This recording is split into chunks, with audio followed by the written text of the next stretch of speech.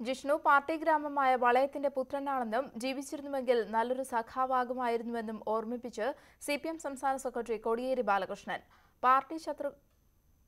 Party ശത്രുക്കൾ ആയുധമാക്കുന്നത് തിരിച്ചറിഞ്ഞ് കുടുംബം സമരം അവസാനിപ്പിച്ചത് നല്ല നടപടിയായി. ജിഷ്ണുവിന്റെ മരണത്തെ തുടർന്നുണ്ടായ സംഭവത്തിൽ വളയത്ത് സിപിഎം സംഘടിപ്പിച്ച വിശദീകരണ യോഗത്തിൽ കുടുംബത്തെ തള്ളിപ്പറയാതെയായിരുന്നു കോടിയേരിയുടെ പ്രസംഗം. DGP ഓഫീസിന് മുന്നിൽ ജിഷ്ണുവിന്റെ കുടുംബത്തിന് നേരെയുണ്ടായ പോലീസ് അതിക്രമം പ്രദേശത്തെ CPM പ്രവർത്തകർക്കിടയിൽ പാർട്ടിക്കും സർക്കാരിനുമെതിരെ വികാരമുണ്ടാക്കിയിരുന്നു.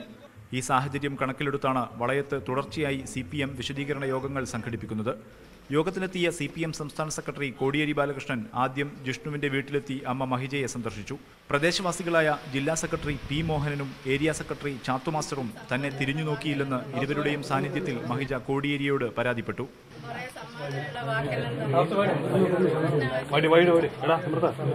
കഴിഞ്ഞ ദിവസം നടന്ന പൊതുയോഗത്തിൽ എളമരം കരീം നടത്തിയ പ്രസംഗത്തിൽ നിന്ന് വിഭിന്നമായിരുന്നു കോടിയേരിയുടെ പ്രസംഗം.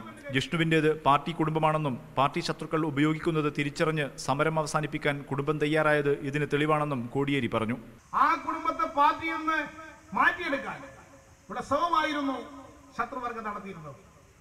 അങ്ങനെ ശത്രുവർഗം വെക്കുന്ന കെണിയിൽ വീണുപോകാതെ പാർട്ടി നിലപാട് ഉയർത്തിപ്പിടിക്കാൻ സാധിച്ചത് ഈ വളയത്തിന്റെ സന്തതിയാണ് സഖാവ് ജിഷ്ണു എന്നതുകൊണ്ടാണ് ആ കുടുംബത്തിന് ആ നിലപാടെടുക്കാൻ സാധിച്ചിരുന്നത്. ജിഷ്ണു ജീവിച്ചിരുന്നെങ്കിൽ നമ്മുടെ നല്ലൊരു സഖാവായി മാറേണ്ടുന്ന സഖാവായിരുന്നു. ഷിബിൻ വധക്കേസിൽ പാർട്ടി ഒപ്പം നിന്നിട്ടും പ്രതികളെ കോടതി വെറുതെ വിട്ടു.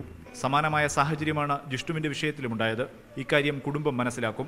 ജിഷ്ണുവിന്റെ കുടുംബത്തിനൊപ്പം നിൽക്കണമെന്ന് പാർട്ടി പ്രവർത്തകരെ ഓർമ്മിപ്പിച്ച കോടിയേരി കള്ളപ്രചാരണത്തിലൂടെ വളയത്തെ പാർട്ടിയെ തകർക്കാൻ ശ്രമിക്കുന്നവരെ നിരാശരാക്കണമെന്നും പ്രവർത്തകരോട് ആവശ്യപ്പെട്ടു.